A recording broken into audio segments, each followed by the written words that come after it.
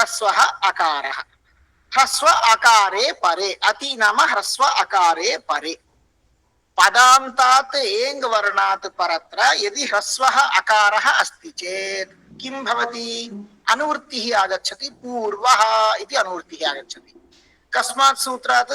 अमि पूर्वः इति सूत्रात् पूर्वः इति अनुवृत्तिः आगच्छति।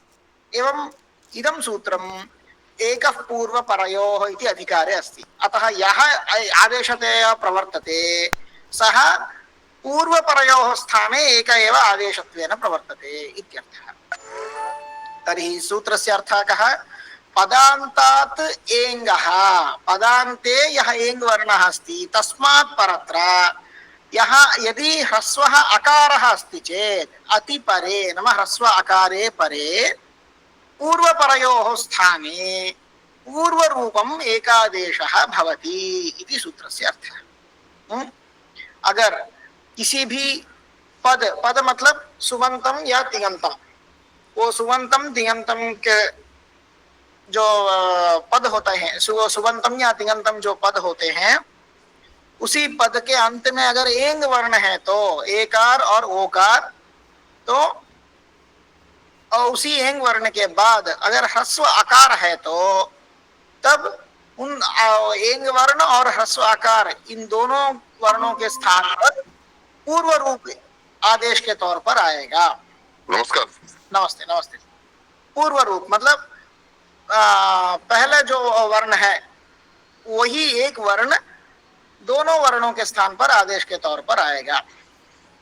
If a word is ending with eng varna, eng is a pratyahara, ekara, okara, and it is followed by a hraswa akara, a short vowel akara, then the eng varna and the hraswa varna, both these letters will be replaced by the previous sound. The eng sound, one eng sound will be, eng letter will be replacing both these letters. This is called purva rupa sandhi. पदान्तात् एङ्गः अतिपरे नाम ह्रस्व अकारे परे पूर्वपरयोः पररूपम् एकादेशः भवति। उदाहरणानि पश्यामः। हरे अव, हरे इति संबोधने, हे हरे इति। हरे अव, अव नाम रक्षतु, त्वं रक्ष, त्वं रक्ष इति अर्थः। अव नाम रक्ष। हरे अव, अत्र पदान्ते एकारः अस्ति, एङ् वर्णः, एवं तदनन्तरं ह्रस्वः अकारः अस्ति। तर्हि एकार अकार अनयोः स्थाने पूर्वरूपम् एकादेशत्वेन प्रवर्तते। पूर्वरूपं नाम पूर्वत्र यः एकारः अस्ति सः एकः एव एकारः उभयोः स्थाने एकादेशत्वेन प्रवर्तते। हरेव, Vishnu Ava. Vishnu is a word which ends with eng letter, okaraha, and followed by hraswa akara ava. Now these two letters, the previous eng letter and the following hraswa akara, both these letters will be replaced by the previous sound, okaraha. Vishnu va.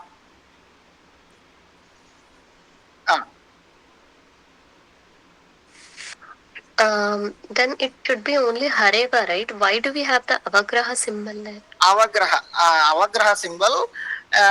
This is not actually Prachina symbol because we can't find, we won't find this Avagraha symbol in older texts. But in earlier texts, to make it simple or understand, they used to give this avagraha symbol. It shows that if we split, then here one akara is there. Okay. That's it.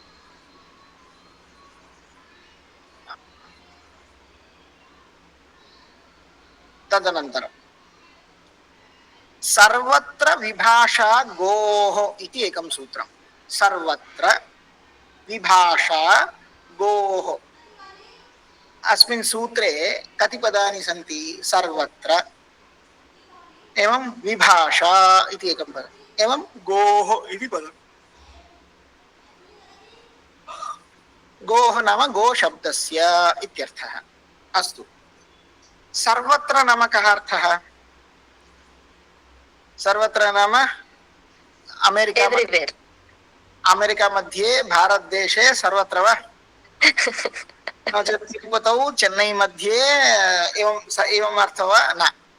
सर्वत्र नाम लोके वेदे च। लोके नाम लौकिकभाषायां, वेदे नाम वैदिकभाषायां, वैदिकसंस्कृतभाषायां, लौकिकसंस्कृतभाषायां, सर्वत्र इति पदस्य अर्थः लोके वेदे च इत्यर्थः। विभाषा इति शब्दस्य कः अर्थः? वैकल्पिकतया, विकल्पतया, ऑप्शनली। पूर्वं वयं दृष्टवन्तः वा इति भवति। विकल्प इत्यर्थे कः शब्दः भवति? वा इति भवति। नो चेत् लिखित्वा स्थापयन्तु। विकल्पः इति अर्थे शब्दत्रयम् उपयुज्यते व्याकरणशास्त्रे। विभाषा इति एकं पदं, वा इति एकं पदम्, एवं अन्यतरस्याम् इति एकं पदम्। अवगतं वा? विभाषा इति एकं पदं, वा इति एकं पदम्, अन्यतरस्याम् इति एकं पदम्। तर्हि एतत् पदत्रयं वैकल्पिकविधिं सूचयति, विकल्पविधिं सूचयन्ति। अस्तु, तर्हि विभाषा नाम विकल्पतया इति अवगतवन्तः। गोः नाम गोशब्दस्य इति अर्थः। अनुवृत्तिः किं किम् आगच्छति? एङ्गः पदान्तादति इति सूत्रं सम्पूर्णं, इतः पूर्वं सूत्रं पठितं, तत् सूत्रम् अनुवृत्तिरूपेण आगच्छति। एङ्गः पदान्तादति। एवं प्रकृत्या इति एकं सूत्रमस्ति। प्रकृत्या इति तत् सूत्रमपि अनुवृत्तिरूपेण आगच्छति।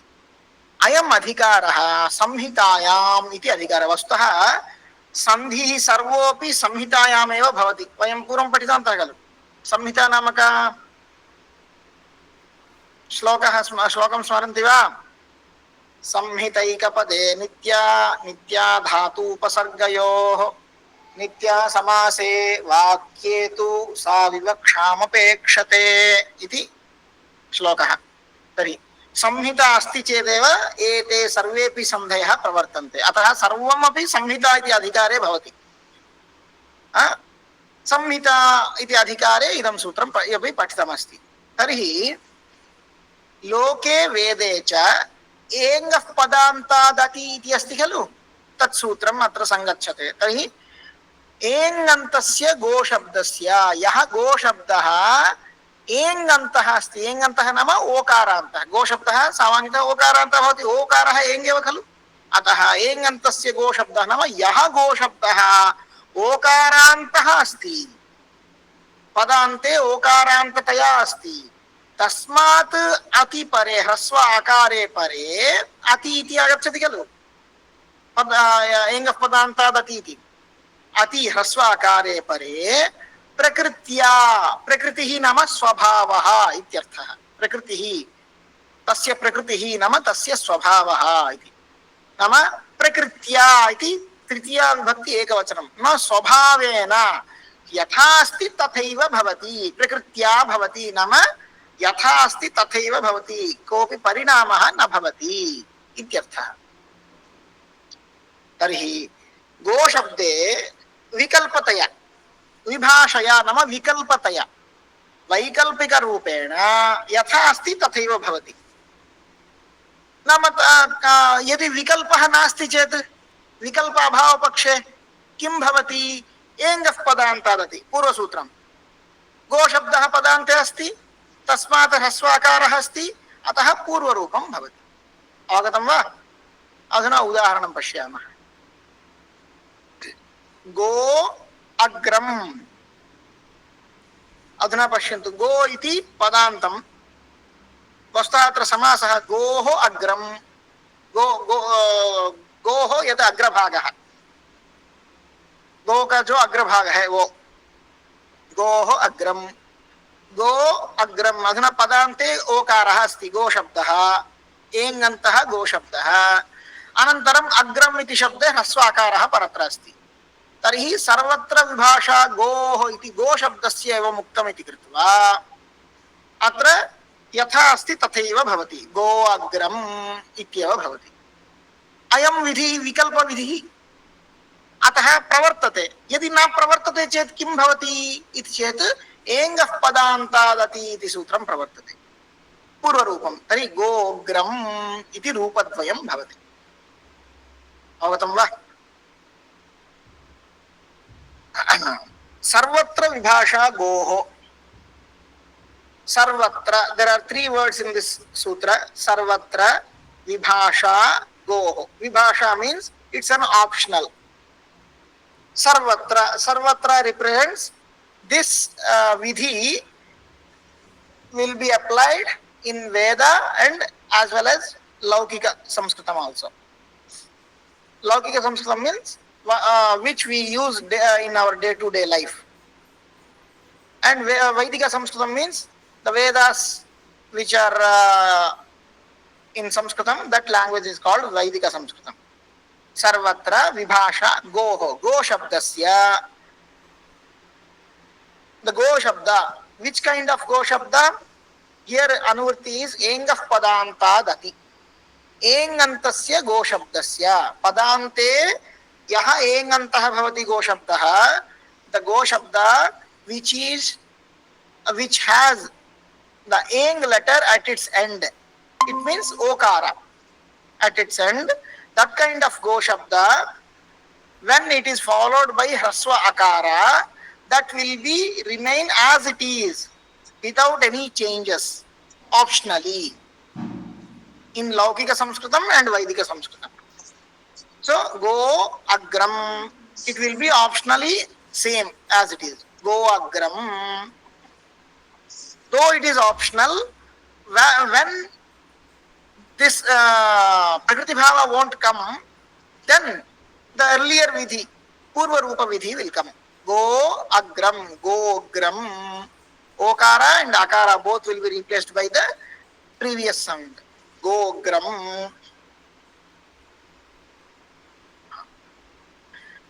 Anantaram, etad सूत्रद्वयं वित् परिभाषा सूत्रं. परिभाषा सूत्रं नाम कः अर्थः? पूर्वं मया उक्तमस्ति. अनियमे नियमकारिणी परिभाषा भवति.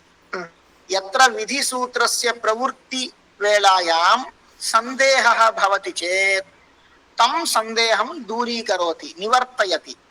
इदं परिभाषा सूत्रं. यत्र अनियमः अस्ति तत्र नियमं करोति. एवमेव कर्तव्यम् इति नियमं करोति परिभाषा सूत्रम्. अस्तु, किम् इति पश्यामः. अनेकाल्शित् सर्वस्य इति एकं सूत्रम्. इदं सूत्रं द्वयमपि किं वदति? विधि आदेशः भवति खलु. आदेशः नाम substitute, replacement. The one which comes as replacement, that's called adeshah. So there are many types of adeshas are there. So here it tells these two kinds of adeshas, which are anekal or shit, how they come as replacement. We'll see the sutram. Anekal shit sarvasya padachhedah. There are two words. Anekal shit sarvasya iti padadvayam asti. Anekal shit samasta padam. What is anekal and what is shit? Anekal na ekaha aneke, which is not one. It means many. Aneke alaha yasya saha anekal adeshah. The replacement which has more than one letter. Al is a letter. So al is a pratyahara which refers all the letters. The pratyahara refers all the letters starting from A to Hal.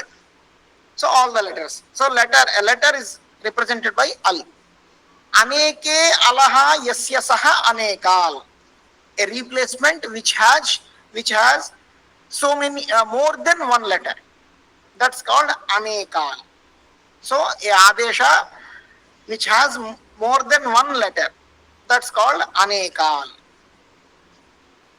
बहुत सारे अल वर्ण, मतलब एक वर्ण से ज्यादा अगर वर्ण किसी आदेश में है तो उसको अनेकाल आदेश बोलते हैं। अनेके अलह यस्य सह अनेकाल। शित मतलब क्या है? श इत यस्य सह शित, यस्मिन् आदेशे शकारः इत्संज्ञकः भवति सः आदेशः शित् इति उच्यते। अवगतं वा?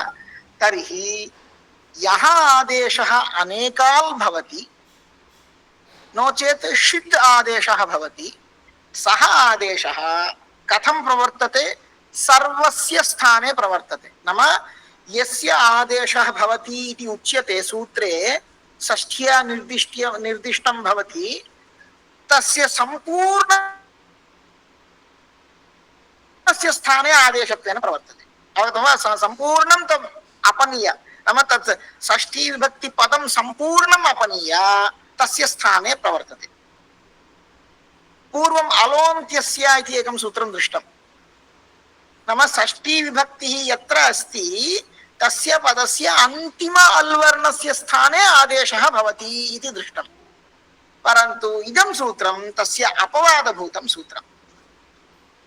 अतः यदि आदेशः अनेकाल् भवति चेत्, उत नित् आदेश शित् आदेशः भवति चेत्, तदानीं षष्ठी विभक्तिः यत्र अस्ति तत् सम्पूर्णं पदम् अपनीय तस्य स्थाने आदेशः अयम् आदेशः प्रवर्तते इत्यर्थः। So the adesha which has more than one letter, that's called anekal adesha, and the adesha which has an itsamyakah letter shakara as itsamyaka letter, that's called shit adesha. So these two kinds of adeshas will replace the whole word, the Sashti Vibhakti word in the sutra which is denoted by Sashti Vibhakti, that's we consider as the replaceable term. So the replaceable word, total word will be replaced by these two kinds of adeshas. Otherwise, only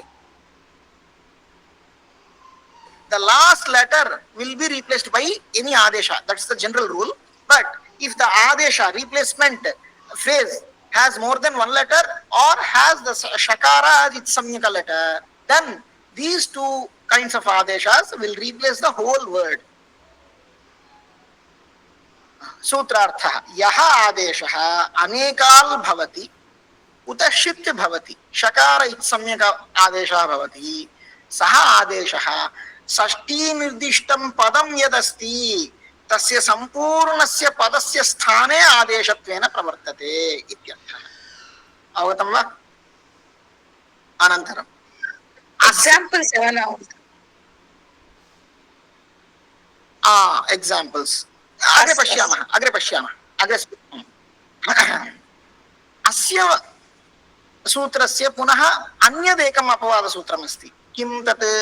निच्च नित् च इति पदद्वयम्। नित् नाम न इत् यस्य सः नित्, यस्य आदेशस्य नकारः इत्संज्ञकः भवति सः आदेशः अलोन्त्यस्य इति विधिः पूर्वं दृष्टं खलु। नाम पदस्य अन्तिम अल् वर्णस्य, षष्ठी निर्दिष्टं पदं यदस्ति तस्य अन्तिम अल् वर्णस्य स्थाने प्रवर्तते इति।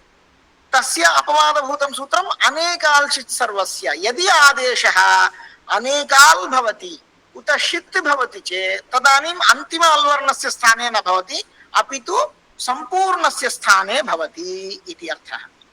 तदनन्तरं पुनः तस्य अपवादभूतं सूत्रं निच्च यदि अनेकाल आदेशोऽपि यदि नकार इत्संज्ञकः अस्ति चेत् तदानीं सम्पूर्णस्य स्थाने न भवति, अन्त्यस्य स्थाने एव प्रवर्तते। अलः अन्त्यस्य इति सूत्रम् अनुवर्तते।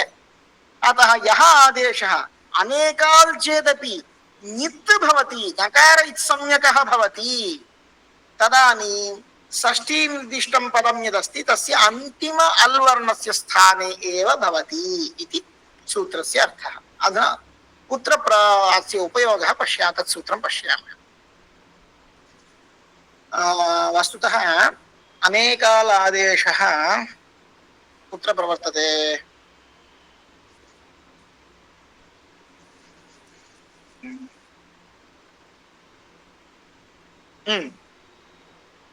एकं सूत्रमस्ति, त्रिचतुरो स्त्रियां तिस्रु चतस्रु इति एकं सूत्रमस्ति। त्रिशब्दस्य चतुर्शब्दस्य च स्त्रीलिङ्गे यदि प्रयोगः भवति चेत् तदानीं तिस्रु इति आदेशः चतस्रु इति आदेशः भवति इति उक्तमस्ति। अधुना अत्र तिस्रु इति अनेकाल् एवम् अन्यदेव स्मरन्तु, अनेकाल् वा एकाल् वा आदेशः इति कथं ज्ञातव्यम्?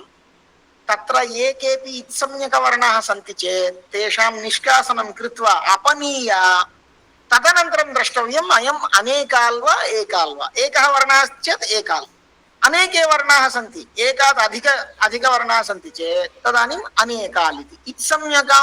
इत्संज्ञकवर्णं विहाय अपनीय, जो आदेश में जो भी इत्संज्ञक वर्ण होते हैं उसको दूर करके अभी देखना है हमें ये एकाल आदेश है कि अनेकाल आदेश है। समझ में आ गया? We should always examine an adesha or a replacement whether it is ekal or anekal. How? First we have to remove the itsamnyaka letter if any if any itsamnyaka letters, we should remove those itsamnyaka letters and then we should see whether it is an ekal or anekal. हाँ, तो क्या हुआ?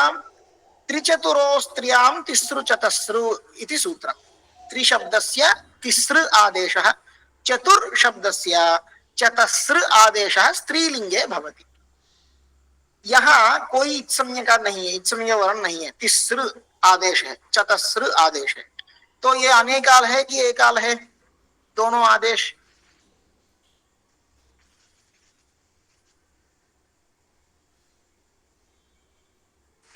अनेकाल। अनेकाल। इसीलिए त्रिशब्द का पूरा त्रिशब्द को replace करते हुए तिस्रु आदेश के तौर पर आएगा और चतुर शब्द का रिप्लेस करते हुए पूरा चतस्रु आदेश के तौर पर आएगा। अगर ऐसा नहीं होता तो केवल त्रिशब्द का इकार, अंतिम वर्ण कौन सा है? इकार है, इकार के स्थान पर ही तीसरा आदेश आना था, ऐसे नहीं आएगा क्योंकि ये आदेश अनेकाल है। इसीलिए संपूर्ण जो शब्द स्वरूप है उसी शब्द स्वरूप का को हटाते हुए ये आदेश आएगा। अजय पिक्चर में शो नहीं हो रहा है ये नहीं, ये मैंने इसमें नहीं है, मैं ये आगे आएगा, हम जब शब्दाधिकार पढ़ेंगे तब आएगा। हाँ, मैं उसको भी जोड़ देता हूँ, यहाँ कंफ्यूजन नहीं होगा, मैं कहता हूँ। तो ये अनेकाल आदेश है। ऐसे भी शित आदेश, जिस आदेश में वो एकाल भी हो सकता है, कुछ भी हो सकता है। अगर शकार संज्ञा है तो वो भी संपूर्ण वो समुदाय वो पूरा पद को निकालकर उसी के जगह पर आएगा, वो शित आदेश। लेकिन अगर ये अनेकाल आदेश नित्य होता है तो अनेकाल होते हुए भी अगर नकार संज्ञा वर्ण उसमें होता है तो तब अंतिम वर्ण के स्थान पर ही आएगा, अनेकाल होते हुए भी, क्योंकि उसका अपवाद सूत्र है ये। अभी देखते हैं अवंग स्फोटायनस्य, ये स्फोटायन भी एक महर्षि है, व्याकरण का रचना किए हैं। स्फोटायनः, स्फोटायन व्याकरण बोल के, तो स्फोटायन महर्षि के मत में ये विधि होगा, पाणिनि के मत में ये विधि नहीं होगा। तो क्या पता चल रहा है? ये वैकल्पिक विधि है, इट्स एन ऑप्शनल। पदच्छेदः अवंग स्फोटायनस्य इति द्वे पदे स्तः। अवंग इति आदेशः, अवंग इति आदेशे नकारः इत्संज्ञकवर्णः, अवंग इति आदेशे नकारः इत्संज्ञकः वर्णः। तर्हि इत्संज्ञां वर्णां निष्कास्य यदि पश्यामश्चेत् कति वर्णाः सन्ति अत्र? त्रयः वर्णाः, अकारः, वकारः, पुनः अकारः, त्रयः वर्णाः सन्ति। अतः अयम् आदेशः अनेकाल अस्ति। अनेकाल अस्ति इति कृत्वा सर्वस्य स्थाने प्रवर्तते वा इत्येतत् न। अयं ङित् जातः, ङकार इत्संज्ञकवर्णः अस्ति इति कृत्वा अयम् अन्तिमवर्णस्य स्थाने एव प्रवर्तते। यस्य अयम् आदेशः भवति इति उच्यते तस्य अन्तिमवर्णस्य स्थाने एव प्रवर्तते इति तत्सूत्रेण जानीमः वयं, ङिच्च इति सूत्रेण। अधुना अस्य सूत्रस्य अर्थं पश्यामः। अवङ् स्फोटायनस्य पदद्वयमस्ति। अनुवृत्तिः किम्? एङ्गः पदान्तात्, पदान्तात् एङ्गः। पदांत में जो एंग वर्ण है वो भी कौन सा? गो शब्द।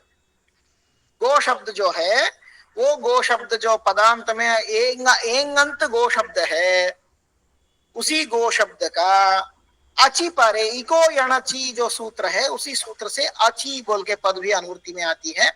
तो अची मतलब अज वर्ण पर में होने से पदांत में जो एंगंत गो शब्द है, गो शब्द जो पदांत में एकारांत ओकारांत है मतलब एंगंत है, उसके बाद अगर अजवर्ण है तो वैकल्पिक तौर पर अवंग आदेश आएगा। और ये अवंग आदेश ङित् है, इसीलिए अंतिम वर्ण के स्थान पर आएगा। तो गो शब्द का अंतिम वर्ण क्या है? ओकार।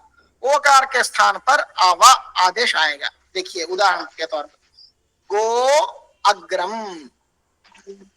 ये गो अग्रम, ये गो शब्द पदांत में एंगंत है मतलब ओकारांत है। तो ये गो अग्रम ओकार के बाद ह्रस्व आकार, वो ह्रस्व आकार यहाँ कोई मायने नहीं रखता है, यहाँ अजवर्ण है। गो शब्द के बाद अजवर्ण है, इसीलिए यहाँ स्फोटायन महर्षि के मत में अवंग आदेश आएगा, ओकार के स्थान पर आवा आदेश आएगा। तो गावा हो गया, गावा अग्रम। ऐसी स्थिति पर अकस्सवर्ण दीर्घ, ये आ और आ दोनों आकारों के स्थान पर दीर्घ आकार आदेश के तौर पर आएगा, तो गवाग्रम हो जाएगा। ये अवंग आदेश विधि जो है वो वैकल्पिक है। अगर अवंग आदेश नहीं आता है तो तब कौन सा विधि होगा? सर्वत्र विभाषा गो प्रकृति भाव, गो अग्रम ह्रस्व आकार है इसीलिए गो अग्रम ऐसे ही रहेगा। वो भी प्रकृति भाव की वैकल्पिक विधि है।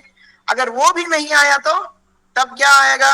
एंग पदांतादति पूर्व रूप, गो अग्रम गोग्रम।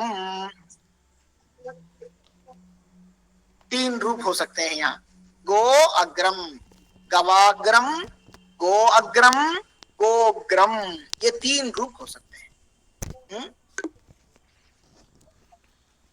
So here avang sphotayanasya, this is optional. The ava will come as a replacement and it's optional.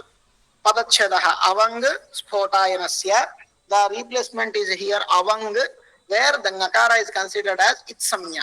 That's why this replacement is called ङित् replacement. The replacement which has nakara as itsamnya, that's called ङित्.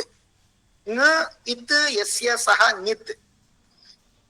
If the replacement is ङित्, then it will be replacing only the last letter of the Sashti Vibhakti Padam, which is in the Vidhi Sutra.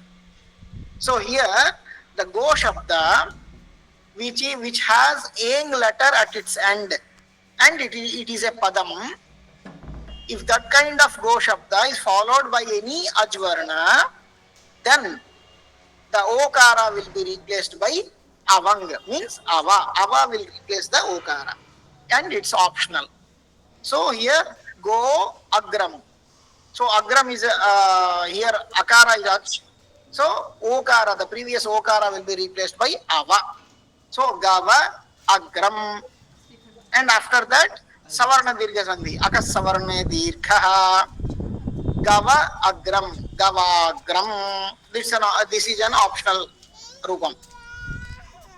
If this vidhi won't come, then the earlier sutram which we have seen, sarvatra vibhasha go, because agram, the akara is it's a vowel It's a vowel, and as well as it's hraswa akara also, short vowel, hraswa akara.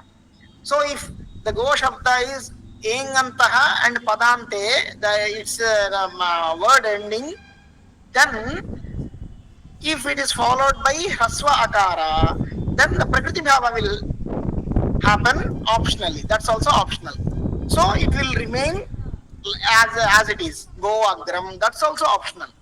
If that prakriti bhava also won't come, then the earlier vidhi, eng of padanta dati purva rupam.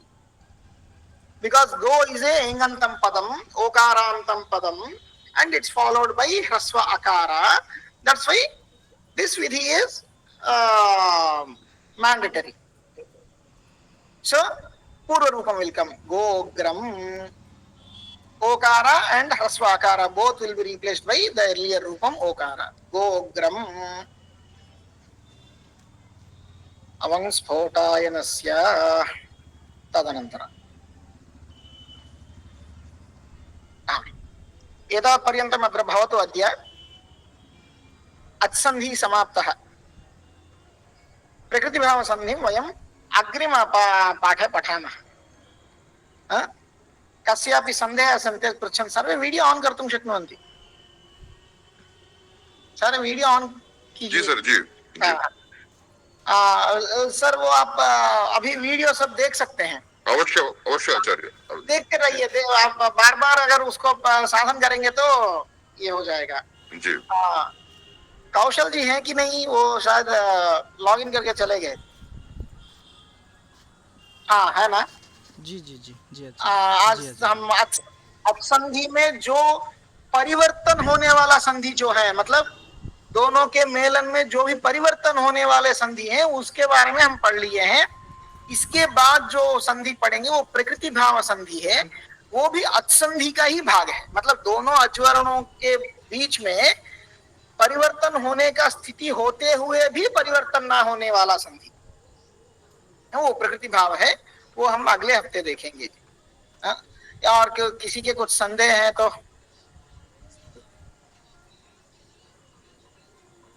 समझने में कुछ दिक्कत हो रही है क्या सुनाई दे रहा है ना हाँ। तो कोई संदेह नहीं है नहीं आपने सब कुछ समझा दिया अब तो हमारा पुरुषार्थ बचा है बात ये जी आचार्य तो इस प्रकरण में आचार्य कुल कितने सूत्र हो गए हैं कुल अभी शुरू से लेकर हम लगभग ये 49वां सूत्र है 50 सूत्र हो गए हैं जी जी ठीक लगभग ऐसे ही धीरे धीरे बढ़ते जाएंगे जी अच्छा तो फिर हम ये आगे भी टाइम है पढ़ा सकते हैं लेकिन ये प्रकरण यहाँ खत्म हो गया तो इसीलिए यहाँ आज का क्लास यहाँ ही होने दीजिए अगले क्लास में हम प्रकृति भाव से लेकर पढ़ेंगे जी फिर मिलते हैं जी अच्छा पढ़ो